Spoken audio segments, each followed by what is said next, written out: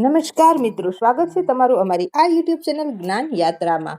મિત્રો, આજે આપણે વાત કરવાના છીએ ગુજરાત રાજ્ય સરકારના 1.6 લાખ કરતાં પણ વધારે આંગણવાડી કર્મચારી બહેનોની.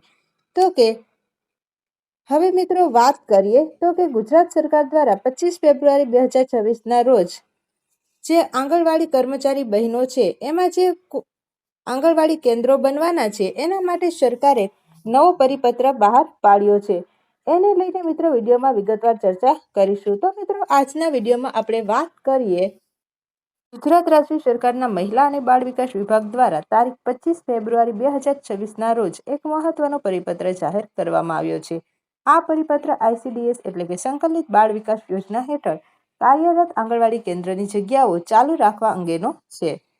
હાલમાં ગુજરાતમાં કુલ 53,065 આંગણવાડી કેન્દ્રો કાર્યરત છે, જેમાં 53,065 આંગણવાડી કાર્યકર બહેનો, 53,065 જેટલી તેડાગર બહેનો મળીને કુલ 1,06,130 જેટલી બહેનો માનદ વેતન ઘણા સાચા સમયથી સેવાઓ આપી રહી છે.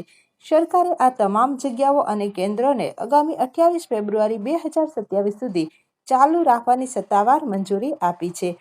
ICDS પ્રોજેક્ટ હેઠળ 1975માં શરૂ કરવામાં આવ્યો હતો અને તે કેન્દ્ર સરકાર તથા રાજ્ય સરકારના સંયુક્ત આર્થિક સહયોગથી ચાલે છે. દર વર્ષે આ પ્રોજેક્ટ માટે વિભાગ પાસેથી નવેસરથી મંજૂરી લેવી ફરજિયાત હોય છે, જેના કારણે આંગણવાડી બહેનોને હંમેશા નોકરીની અનિશ્ચિતતાનો સામનો કરવો પડે છે. આ જ કારણથી બહેનો ઘણા સમયથી રાજ્ય સરકારના કાયમી કર્મચારીઓનો દરજ્જો આપવાની માંગ કરી રહી છે. આવી જ નવી અપડેટ સાથે ફરીથી મળીશું. ત્યાં સુધી જય હિન્દ, જય ભારત.